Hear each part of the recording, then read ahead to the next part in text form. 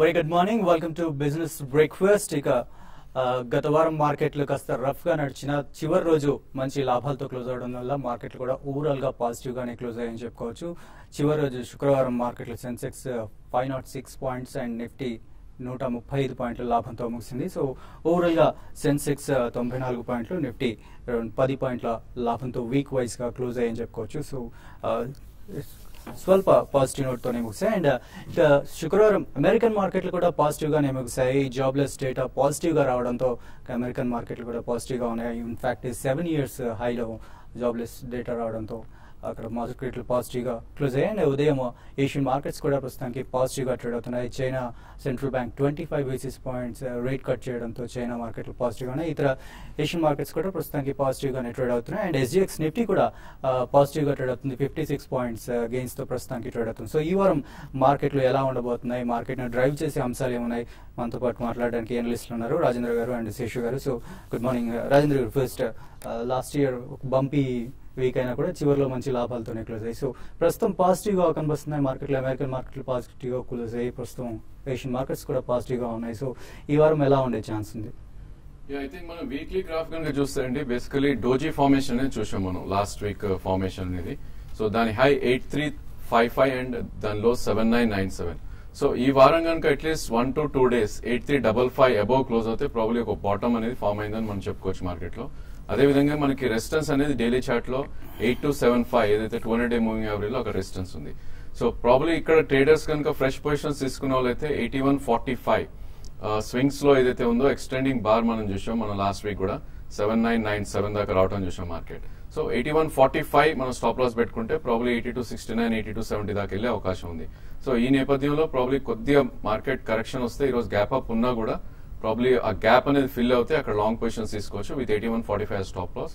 And market కొద్దిగా rally వస్తే కనుక 8275 అండ్ 8355 దాకా వెళ్లే అవకాశం ఉంది. అదేవిధంగా లాస్ట్ 17 సెషన్స్ గా మనం చూస్తే ఓన్లీ 4 times మనం గ్రీన్ లో క్లోజ్ అవటం చూసాం. అంటే పాజిటివ్ క్లోజింగ్ అనేది ఓన్లీ 4 times అవటం చూసాం అవుట్ ఆఫ్ 17 times. సో ఈ రోజు కనుక పాజిటివ్ క్లోజింగ్ ఉంటే మార్కెట్ అంటే ఈ రోజు కనుక 8191 అబౌవ్ క్లోజ్ అవుతే కనుక ప్రాబ్లీ ట్రెండ్ అనేది మనకి రివర్స్ అయినట్టు మనం అజ్యూమ్ చేయొచ్చు. బట్ అగైన్ లాంగ్ పొజిషన్స్ కి డెఫినెట్లీ 8145 స్ట్రిక్ట్లీ స్టాప్ లాస్ పెట్టుకోవాలి. అదేవిధంగా బ్యాంక్ నిఫ్టీ కనుక చూస్తే మనకి లాస్ట్ స్వింగ్స్ లో ఏదైతే ఉందో 17,763. సో అక్కడ ఒక మైనర్ రెసిస్టెన్స్ లాగా మనకి ఫార్మ్ అవటం చూసాం మన ఫ్రైడే ట్రేడింగ్ ప్యాటర్న్ లో. PSU స్టాక్స్ ఏవైతే ఉన్నాయో ప్రాబ్లీ 6 to 7 or 8% కూడా కొన్ని స్టాక్స్ పడతాం చూసాం. Stocks like BOB, PNB, bank of India ఇవన్నీ కూడా ప్రీవియస్ స్వింగ్స్ లో కన్నా బాగా స్టీప్ గా డౌన్ సైడ్ క్లోజ్ అయినాయి. సో ఈ నేపథ్యంలో ప్రాబ్లీ ప్రైవేట్ బ్యాంక్స్ కొద్ది మంచి సపోర్ట్ ఇచ్చినాయని చెప్పొచ్చు బ్యాంక్ నిఫ్టీకి. Think bank Nifty as a whole industries కన్నా మేబీ ప్రైవేట్ బ్యాంక్స్ లో లాంగ్ పొజిషన్స్ ఆన్ డిప్స్ తీసుకోమని చెప్తాను. అదేవిధంగా కొన్ని individual stocks probably Aditya Birla Nuvo previous swing లో ఏదైతే ఉందో దాని అబౌవ్ క్లోజ్ అవటం చూసాం. 1848 అబౌవ్ క్లోజ్ అయిన స్టాక్ అది. సో ఇక్కడ నుంచి కూడా ఒక 2 to 5% దాకా పెరిగే అవకాశం ఉంది. సో ఈ స్టాక్ ని maybe 1871 current market price 1848 stop loss పెట్టుకుంటే 1940 దాకా వెళ్లే అవకాశం ఉంది. అదేవిధంగా HDIL హై బీటా స్టాక్ అంటారు దీన్ని. ప్రాబ్లీ మంత్లీ చార్ట్స్ లో చాలా స్ట్రాంగ్ చార్ట్ ప్యాటర్న్ ఫార్మ్ అవటం చూస్తున్నాం. సో 140 నుంచి ఆల్మోస్ట్ 102 103 దాకా కరెక్ట్ అయ్యి మొన్న ఒక 8 to 9% పెరిగి మళ్ళీ అరౌండ్ 119 క్లోజ్ అయింది. సో ఈ స్టాక్ 2 price points లో 119 అండ్ ప్రాబ్లీ 107 2 price points గా తీసుకుని కొనొచ్చు. 3 months లో ప్రాబ్లీ 142 ఏదైతే ప్రీవియస్ స్వింగ్ హై ఉందో దాన్ని దాటి 160 దాకా వెళ్లే అవకాశం ఉంది. 94 స్ట్రిక్ట్లీ స్టాప్ లాస్ పెట్టండి on monthly chart basis. So Shesh గారు, జనరల్ గా మేలో మార్కెట్ పడుతుంది అంటారు. సో FIIలో 12,000 crores వర్త్ సేల్స్ చేసినారు. సో ప్రాఫిట్ బుకింగ్ అనుకోవచ్చు ఇది FIIల ద్వారా. సో గ్లోబల్ గా చూసుకున్నట్లయితే అన్ని పాజిటివ్ గానే ఉన్నాయి. బట్ ఇండియన్ మార్కెట్స్ పడుతూ ఉన్నాయి. చాలా మంది అనలిస్టులు 2nd of మేలో ఇన్వెస్టింగ్ కి మంచి టైం అన్నారు. సో ఇక్కడ నుంచి కొంచెం స్వల్పకాలానికైనా పాజిటివ్ గా ఉంటుందా? ఇన్వెస్ట్ చేయడానికి మంచి టైం అంటారా? అంటే ఇన్వెస్ట్ చేయడం అనేది మార్కెట్స్ అనేది లాంగ్ టర్మ్ ఇన్వెస్ట్మెంట్ కోసం ఎవ్రీ డీప్ కరెక్షన్ లో ఇన్వెస్ట్ చేసుకోవచ్చు. అది కూడా ఏంటంటే క్వాలిటీ స్టాక్స్ లోనే ఇన్వెస్ట్ చేయమని చెప్తాను. ఇక్కడ నుంచి మార్కెట్స్ అనేది నెక్స్ట్ వచ్చే కొద్ది రోజుల్లో రేంజ్ బౌండ్ ఉండే అవకాశం ఉంది. Overall long term bullish trend అయినా కూడా మధ్యలో ఇంటర్మీడియట్ ట్రెండ్ మాత్రం ఎక్కువ డౌన్ ట్రెండ్స్ ఉండే అవకాశం ఉంది. దీనికి ప్రధాన కారణం అంటే ఆల్రెడీ మన మార్కెట్స్ లాస్ట్ ఇయర్ చూస్తే గ్లోబల్ మార్కెట్స్ తో కంపేర్ చేసుకుంటే అవుట్ పర్ఫార్మ్ చేసాం మనం, అంటే బాగా ఎక్కువ రిటర్న్ ఇచ్చిన మార్కెట్ ఇండియన్ మార్కెట్స్. కాబట్టి ఈ లెవెల్లో మనకి కొంత ఎక్స్పెన్సివ్ ఉంది. అయితే ఈ అంటే PE వాల్యుయేషన్స్ పరంగా చూస్తే వాల్యుయేషన్స్ చాలా ఎక్స్పెన్సివ్ కనపడుతున్నాయి. అయితే ఈ వాల్యుయేషన్స్ ఎక్స్పెన్సివ్ నుంచి మళ్ళీ చీప్ వాల్యుయేషన్ రావాలి అంటే మాత్రం మళ్ళీ మంచి క్వార్టర్ రిజల్ట్ అనౌన్స్ చేయాలి కంపెనీస్. అయితే ఈసారి క్వార్టర్ రిజల్ట్ కానీ చూస్తే మనకి కొంచెం అనుకున్న దానికన్నా కొంచెం తక్కువగానే ఉన్నాయి. 1-2 కంపెనీస్ తప్ప మిగతా అన్ని కూడా ఏంటంటే అనుకున్న ఎక్స్పెక్టేషన్స్ కి అనుకూలంగాను, తర్వాత బిలో ఎక్స్పెక్టేషన్స్ కూడా రావడం చూసాము. కాబట్టి ఈ క్వార్టర్ అంత మంచి క్వార్టర్ కాదని చెప్పొచ్చు. అయితే నెక్స్ట్ 2-3 క్వార్టర్లు ఇంప్రూవ్ అయితే మాత్రం మన మార్కెట్స్ మళ్ళీ వాల్యుయేషన్స్ కూడా కొంచెం చీప్ గా ఉండే అవకాశం ఉంటుంది. గ్లోబల్ గా తర్వాత రేటింగ్ ఏజెన్సీ కూడా మన ఇండియన్ రేటింగ్స్ పెంచే అవకాశం ఉంటుంది. కాబట్టి ఇవన్నీ దృష్టిలో పెట్టుకుంటే నెక్స్ట్ ఫ్యూ మంత్స్ మాత్రం మార్కెట్స్ రేంజ్ బౌండ్ ఉంటాయి. అయితే నెక్స్ట్ బిగ్ ట్రిగ్గర్ అంటే మార్కెట్ కి మాత్రం మాన్సూన్ అని చెప్పొచ్చు. మనకి మంత్ ఎండింగ్ కి మాన్సూన్ ప్రెడిక్షన్స్ వస్తే ప్లస్ తర్వాత ఈ మంత్ ఎండింగ్ కి కేరళలో అంటే కరెక్ట్ గా రావాలంటే కేరళలో మాన్సూన్ రావాలి. ఒకవేళ అదే కానీ వచ్చి నార్మల్ మాన్సూన్ అయితే మాత్రం మార్కెట్స్ డెఫినెట్ గా ఈ సెకండ్ హాఫ్ అంటే మనకి మే హాఫ్ నుంచి అంటే 15th 16th నుంచి కూడా ఒక ర్యాలీ రావచ్చు. లేదంటే మాత్రం మార్కెట్స్ రేంజ్ బౌండ్ ఉండే అవకాశం ఉంది. అయితే మీరు ఇంతకుముందు అన్నారు ఎఫ్ఐస్ బాగా అంటే హెవీ సెల్లింగ్ చేస్తున్నారు, కరెక్టే. అయితే ఎఫ్ఐ సెల్ చేస్తున్నా కూడా దానికి మార్కెట్స్ ఈ రేంజ్ లో ఉన్నాయి. అంటే 8,200 8,000 ఆ లెవెల్స్ ఆగింది అంటే బికాస్ ఆఫ్ డొమెస్టిక్ ఫండ్స్, మరి ముఖ్యంగా మ్యూచువల్ ఫండ్ అని చెప్పొచ్చు. మ్యూచువల్ ఫండ్ ఇన్వెస్ట్మెంట్ కానీ చూస్తే లాస్ట్ 7 years హైలోనే మనకి లాస్ట్ మంత్ లో రావడం చూసాము. దానివల్ల మార్కెట్స్ ఈ రేంజ్ లో ఉన్నాయి. మనం ఈవెన్ లాస్ట్ ట్రేడింగ్ సెషన్ లో కూడా చూస్తే ఎఫ్ఐస్ కన్నా మ్యూచువల్ ఫండ్స్ బయింగ్ అనేది ఎక్కువ ఉంది. అంటే దగ్గర 1,000 crores పైన మ్యూచువల్ ఫండ్ ఇన్వెస్ట్మెంట్ అనేది మన ఇండియన్ మార్కెట్ లోకి బై చేశారు. కాబట్టి ఇవన్నీ కొంచెం పాజిటివ్ అన్సాలే. బట్ నెగిటివ్ అన్స్ మాత్రం క్లియర్ గా ఎఫ్ఐస్ ఇండియా నుంచి వెళ్ళిపోతున్నారు. అది 100% కరెక్ట్. ఇండియా నుంచి వెళ్ళిపోతుంది. దానివల్ల ఏంటంటే మార్కెట్స్ హై లెవెల్ సస్టైన్ కాలేకపోతుంది. కాబట్టి ట్రేడర్స్ మాత్రం మార్కెట్స్ రేంజ్ బౌండ్ లో ఉంటుంది కాబట్టి దాని దృష్టిలో పెట్టుకుని ట్రేడ్ చేయమంటారు. ఈ రోజు మార్కెట్ విషయానికి వస్తే ఈ రోజు మార్కెట్ హయ్యర్ లెవెల్ లో కొంత సస్టైన్ కాలేకపోవచ్చు. మనకి లాస్ట్ టైం వచ్చిన ర్యాలీ షార్ట్ కవరింగ్ తర్వాత ఫాలో బయింగ్ తర్వాత ఈ రోజు ఓపెనింగ్ గ్యాప్ అప్ ఓపెన్ ఉంటుంది. అయితే లిమిటెడ్ అప్ సైడ్ అనేది ఉంటుంది 8250 అండ్ 8240 ఆ లెవెల్లో నిఫ్టీకి హ్యూజ్ రెసిస్టెన్స్ ఉంటుంది. మార్కెట్స్ ఎక్కువ స్టాక్ స్పెసిఫిక్ యాక్షన్ ఎక్కువ కొనసాగే అవకాశం ఉంది. మరీ ముఖ్యంగా కొన్ని మార్కెట్ అయిపోయిన తర్వాత వచ్చిన కొన్ని రిజల్ట్ అనేది నెగిటివ్ ఉన్నాయి. అటువంటివి ఈ రోజు రియాక్ట్ అయ్యే అవకాశం ఉంది. మరీ ముఖ్యంగా PSU బ్యాంక్స్ లో PNB చాలా డిసప్పాయింట్మెంట్ రిజల్ట్ అని చెప్పొచ్చు. కాబట్టి దీని ప్రభావం అదర్ బ్యాంక్స్ మీద కూడా higher level other PSU banks మీద పడవచ్చు. బట్ ఓవరాల్ ట్రెండ్ పరంగా చెప్పాలంటే రేంజ్ బోర్డ్ ఉంటుంది. ఒక 150 to 200 పాయింట్స్ నిఫ్టీ కానీ పెరిగితే అక్కడ సెల్ చేయమంటాను. At the same time 8050 and 8080 ఆ లెవెల్కి వచ్చినప్పుడు నిఫ్టీని బై చేసుకోవచ్చు. ఈ ర్యాలీ కంటిన్యూ కావాలంటే మాత్రం నిఫ్టీ 8020 పైన కంటిన్యూగా సస్టైన్ కాగలిగితే next 1 or 2 day trading session లో నెక్స్ట్ అప్డేట్ ఉంటుంది. లేదంటే మాత్రం స్టాక్ స్పెసిఫిక్ రేంజ్ బోర్డ్ ఉండే అవకాశం ఎక్కువ ఉంది. టాటా స్టీల్ లాంటి స్టాక్ ని ఈ రోజు ఇంట్రాడే కోసం బై చేయమని చెప్తాను.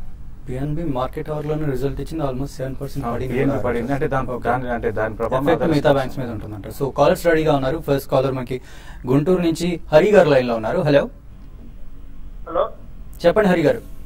నమస్కారం అండి. మా బాబు మ్యారేజ్ కోసం అని సంవత్సరానికి ఒక 50,000 రూపాయలు ఇన్వెస్ట్ చేద్దాం అనుకుంటున్నానండి. ఒక 5 years. ఓకే, ఎటువంటి మ్యూచువల్ ఫండ్స్ లో పెట్టుకోవాలి? పేర్లు కొంచెం ఎటువంటి కైండ్ ఆఫ్ మ్యూచువల్ ఫండ్స్ చెప్పండి సార్ కొంచెం. ఓకే, సో జనరల్ గా మనం మ్యూచువల్ ఫండ్ ఎక్స్పర్ట్ వచ్చినప్పుడు ఈ క్వశ్చన్ అడిగితే బెటర్ అండి. అండ్ రేపు మార్నింగ్ మన మ్యూచువల్ ఫండ్ ఎక్స్పర్ట్ ఎవరైనా ఉంటారు, సో వాళ్ళని అడిగినప్పుడు ఈ క్వశ్చన్ కి సరైన ఆన్సర్ వస్తుంది. సో నెక్స్ట్ కాలర్ వంశీ గారు లైన్ లో ఉన్నారు. వంశీ గారు. గుడ్ మార్నింగ్ అండి. గుడ్ మార్నింగ్ రాజేంద్ర గారు. నా దగ్గర క్రిస్టల్ ఒకటి సింఫోనీ ఒకటి ఉన్నాయండి. రెండు స్వల్పంగా లాభంలో ఉన్నా. అలాగే ఆర్ఎస్ సాఫ్ట్వేర్ మటుకు నష్టంలో ఉన్నాయి. 3 స్టాక్స్ గురించి చెప్పగలరా సార్? క్రిసిల్ అనేది probably it's very thinly traded stock అండి. మీరు చార్ట్స్ పరంగా చూస్తే హార్డ్లీ 70,000 80,000 షేర్స్ ట్రేడ్ అయ్యే స్టాక్ ఇది. సో ప్రాబ్లీ ప్రాఫిట్ ఉంటే కనుక 50% బుక్ చేసుకోవచ్చు ఈ స్టేజ్ లో. And maybe overall market correct అయ్యి ఇది కూడా మనకి monthly 200-day moving average around 1642 దగ్గర ఉంది. Sorry 20-day moving average. So 1642 దగ్గర మంచి సపోర్ట్ ఉంది. సో ప్రాబ్లీ అక్కడ దాకా మార్కెట్ కరెక్ట్ అయ్యే ఛాన్స్ ఉంది. ఓ 50% అయితే ప్రాఫిట్ బుక్ చేసుకోరు మీరు క్రిసిల్ లో. అదేవిధంగా ఆర్ఎస్ సాఫ్ట్వేర్ అనేది మనకి లాస్ట్ 2 months లోనే almost below 200-day moving average కి రావడం చూసాం మనం స్టాక్ ని. సో ప్రాబ్లీ ఇలాంటి స్టాక్స్ అండర్ పర్ఫార్మ్ చేస్తాయి మార్కెట్ కి. బట్ డెఫినెట్ గా ఇది అరౌండ్ 145-150 మధ్యలో సపోర్ట్ ఉంది దీనికి.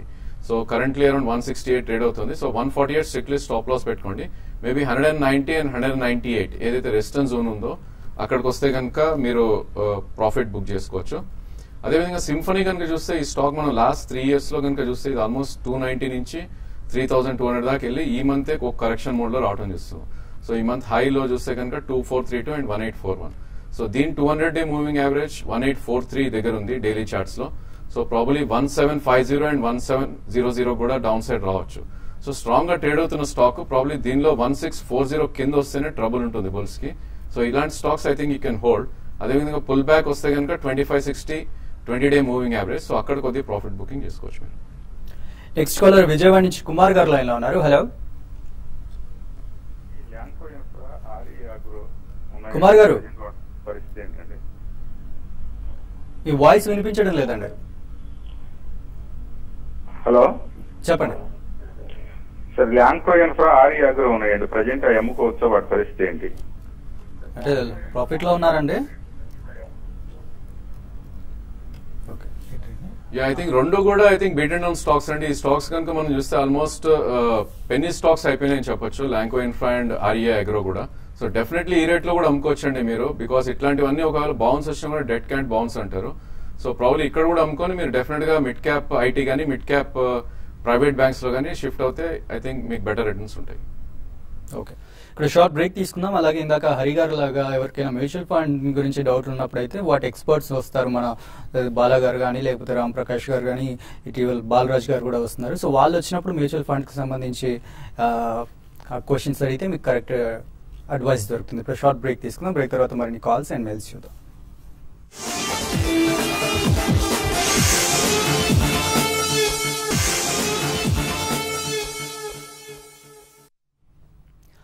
Welcome back. మన నెక్స్ట్ కాలర్ వరంగల్ నుంచి సోమనారాయణ గారు ఉన్నారు. Hello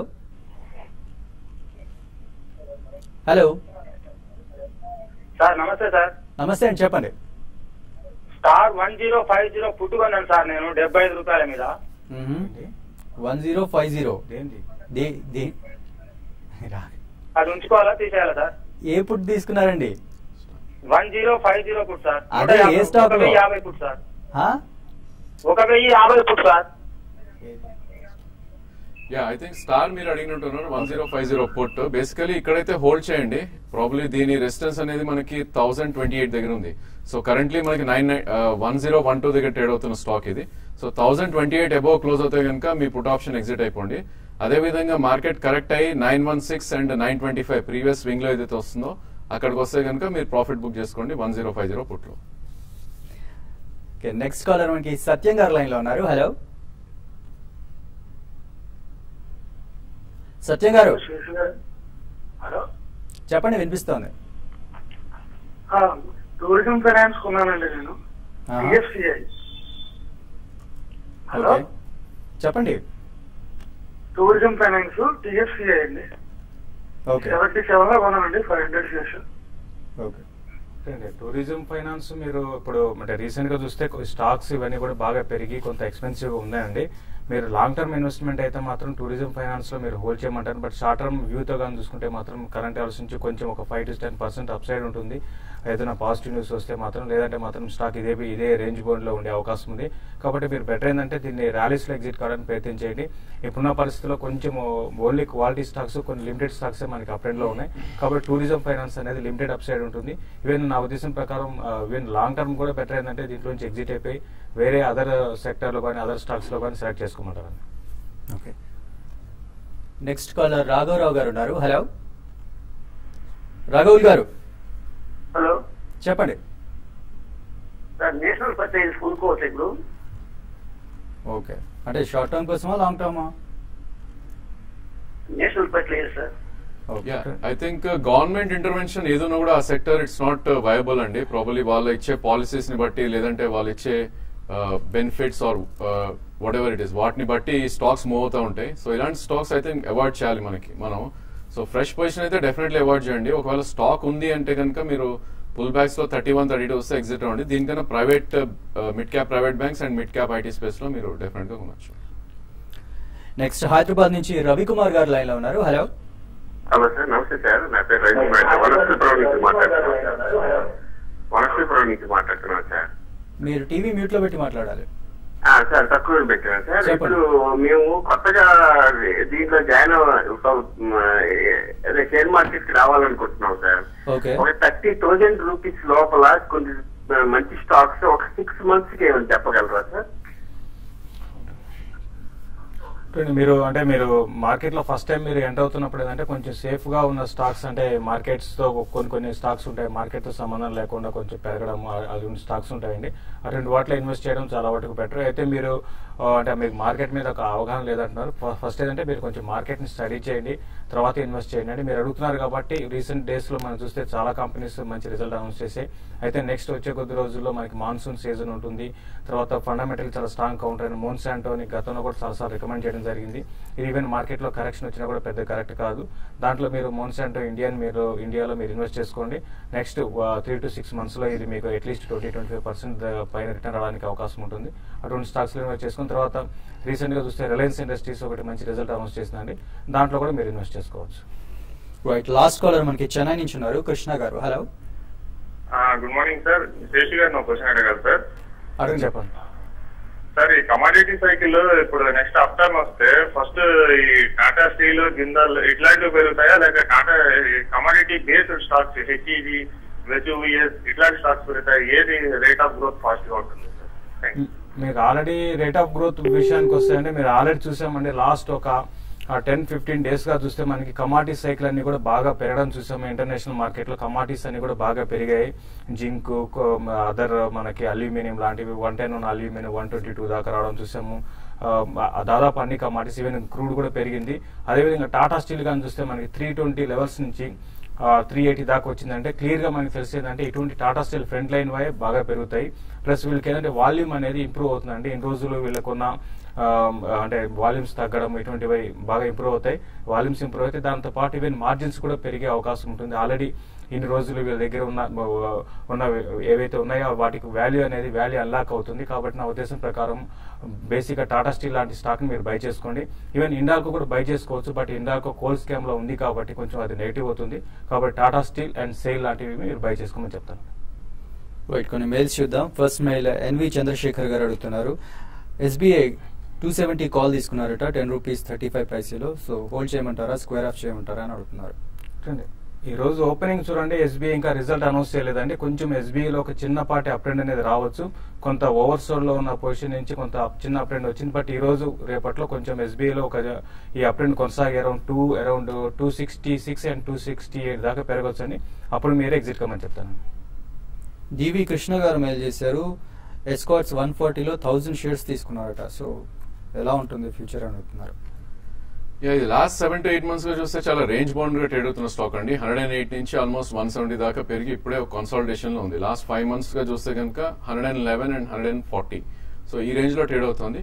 so 3 to 6 months view ఉంటే మాత్రం మీరు 110, 111 వస్తే యావరేజ్ చేయండి. ప్రాబ్లీ మళ్ళీ మార్కెట్ ర్యాలీ వచ్చి స్టాక్ కనుక రివర్స్ అయితే 140 దాకా వెళ్ళే అవకాశం ఉంది. హోల్డ్ చేయండి స్టాక్. కమల్ గారు అడుగుతున్నారు, స్పెషల్లీ రాజేంద్ర గారిని అడుగుతున్నారు, సుందరం ఫాస్టనర్స్ అయిన 182 రూపీస్లో తీసుకున్నారట, షార్ట్ టర్మ్ ఎలా ఉంటుంది అని అడుగుతున్నారు. ఈ స్టాక్ లాస్ట్ 7 to 8 months గా చూస్తే టోటలీ కన్సాలిడేషన్ మోడ్ లో ఉందని చెప్పొచ్చు. 152 నుంచి 212 దాకా పెరగడం జరిగింది లాస్ట్ 5 to 6 months లో. ప్రాబ్లీ దీని స్టాప్ లాస్ అనేది మీరు 152 కింద పెట్టుకోవాలి. అదేవిధంగా పుల్ బ్యాక్ వస్తే కనుక 200-day మూవింగ్ యావరేజ్ 183, 188 దగ్గర రెసిస్టెన్స్ ఉంది. సో అక్కడ మీరు కొంచెం ప్రాఫిట్ బుకింగ్ చేసుకోవచ్చు. పవన్ కుమార్ గారు అడుగుతున్నారు, 8400 కాల్ తీసుకున్నారట 70 రూపీస్లో. ఇప్పుడు మార్కెట్స్ అంటే మంచి అప్ ట్రెండ్ అనేది వచ్చిందండి లాస్ట్ ట్రేడింగ్ సెషన్ లో. అయితే ఈ రోజు రేపట్లో నిఫ్టీ 8220 దగ్గర పైన సస్టైన్ కాగలిగితే మీరు హోల్డ్ చేసుకోండి. నా ఉద్దేశం ప్రకారం కొంచెం స్టడీగానే ఉండే అవకాశం ఉంది. తర్వాత రేపు ఐఐపి నెంబర్స్ ఉన్నాయి, సో ఇవన్నీ ఈవెంట్స్ ఉన్నాయి కాబట్టి నెక్స్ట్ 2 days మాత్రం మార్కెట్స్ అప్ ట్రెండ్ ఉంటాయి. బట్ ఈ అప్ ట్రెండ్ కొనసాగదండి. ఈ విధంగా పెరుగుతున్నప్పుడు మీరు కాల్ అమ్మేసి మళ్ళీ లోయర్ లెవెల్లో మళ్ళీ ఇంకొక అంటే మార్కెట్స్ కరెక్షన్ వచ్చినప్పుడు మళ్ళీ ఇంకో కాల్ తీసుకుంటున్నాం. ప్రస్తుతం అయితే హోల్డ్ చేయండి. 1 or 2 days కోసం అయితే హోల్డ్ చేయమని చెప్తారు. సుధాకర్ రావు గారు కాకినాడ నుంచి మెయిల్ చేశారు. ఓకే, సిండికేట్ బ్యాంక్ కొనాలనుకుంటున్నారట ఆయన. సో రిజల్ట్ ఎలా ఉంది దీనికి అని అడుగుతున్నారు. సిండికేట్ బ్యాంక్ రిజల్ట్ పర్లేదండి. అంటే పిఎన్బి వీటితో కంపేర్ చేసుకుంటే చాలా బెటర్ రిజల్ట్ వచ్చింది. 2% గ్రోత్ మనం చూసాం ప్రాఫిట్ మార్జిన్స్ లో. ఇయర్ ఆన్ ఇయర్ లో కొంచెం వీక్ ఉన్నా కూడా మనకి క్వార్టర్ చాలా స్ట్రాంగ్ వచ్చాయని చెప్పొచ్చు. అసెట్ క్వాలిటీ కూడా కొంచెం ఇంప్రూవ్ అయింది. అయితే కొంచెం ఎన్పిఎస్ కొంచెం పెరిగాయి. బట్ బై అండ్ లార్జ్ చెప్పాలంటే మాత్రం స్టాక్ మాత్రం రియాక్షన్ అనేది రేంజ్ బౌండ్ ఉండే అవకాశం ఉంది. ఈ రోజు కానీ 104 పైన కానీ సస్టైన్ కాగలిగితే 108 దాకా వెళ్తుంది. లేదంటే మాత్రం బిట్వీన్ 98 and 108 దాకా ఉంటుంది. బట్ రిజల్ట్ పరంగా ఉన్న పిఎస్యూ బ్యాంక్స్ తో కంపేర్ చేసుకుంటే మంచి రిజల్ట్ అని చెప్పొచ్చు. శివకుమార్ గారు హైదరాబాద్ నుంచి మెయిల్ చేశారు. ఆయన ICICI bank, Yes bank, Adani power, NTPC, Ashok Leyland వీటిని లాంగ్ టర్మ్ కోసం బై చేయాలనుకుంటున్నారట. So is it right time అని అడుగుతున్నారు. And is it right, these are right stocks? మీరు అన్ని సెలెక్ట్ చేసుకునే అంటే లిస్ట్ మంచి బాగానే ఉందండి. బట్ అన్ని కూడా ఏంటంటే మీరు కొంత ఇన్వెస్ట్ చేసుకోమంటాను ఒకటేసారి కాకుండా. ఇది ఇటువంటి టైంలో అంటే మార్కెట్ బై డీప్ కరెక్షన్స్ వచ్చిన టైంలో మీరు కొంత ఇన్వెస్ట్ చేసుకోండి. మీరు సెలెక్ట్ చేసుకున్న స్టాక్స్ అన్ని కూడా మంచివేనండి. సో ఇవాళ ఇంట్రాడేలో ఎలాంటి సలహా ఇస్తారు? చూడండి, ఇంట్రాడేలో అయితే మార్కెట్ ఇంతకుముందు అనుకున్నట్టుగా గ్యాప్ అప్ ఉంటుంది. అయితే ఇక్కడ నుంచి ఈ రోజు ట్రేడర్స్ మాత్రం మరీ ముఖ్యంగా డే ట్రేడింగ్ చేసే వాళ్ళు మాత్రం కొంచెం డిఫికల్ట్ అని చెప్పవచ్చు స్టాక్స్ పిక్ చేసుకోవడంలో. కాబట్టి నా ఉద్దేశం ప్రకారం కొన్ని లాస్ట్ ట్రేడింగ్ సెషన్ లో వీక్ ఉన్న స్టాక్ లో కొంత ఆగితే సస్టైన్ కాగలిగితే వాటి షార్ట్ కవరింగ్ రావచ్చు. టాటా స్టీల్ అనుకుని ఇంతకుముందే చెప్పడం జరిగింది, చాలా స్ట్రాంగ్ గా ఉండే అవకాశం ఉంది ఈ సిరీస్ లో కూడా. కాబట్టి టాటా స్టీల్ బై చేసుకోమంటుంది. తర్వాత ఓఎన్జీసీ కూడా అంటే లాస్ట్ 2 ట్రేడింగ్ సెషన్ లో అవుట్ పర్ఫార్మ్ చేసి మళ్ళీ వీక్ గా ఉంది. కాబట్టి దాన్ని కూడా మీరు కరెంట్ లెవెల్స్ లో బై చేసుకోమంటారు, అది ఇంట్రాడే కోసం. బట్ ఓవరాల్ ట్రెండ్ పరంగా చెప్పాలంటే స్టడీగానే ఉంటుంది. స్టాక్ స్పెసిఫిక్ యాక్షన్ ఎక్కువ ఉంటుంది. ఎస్బీలో కూడా 262 పైన సస్టైన్ కాగలిగితే 264 అండ్ 266 దాకా రావచ్చు. ఒక 3 to 4 రూపీస్ కోసం లాంగ్ పొజిషన్ తీసుకోమంటారు. థ్యాంక్ యూ శశి గారు, థ్యాంక్ యూ రాజేంద్ర గారు. ఇది వాళ్ళ Celkon mobile presence business breakfast.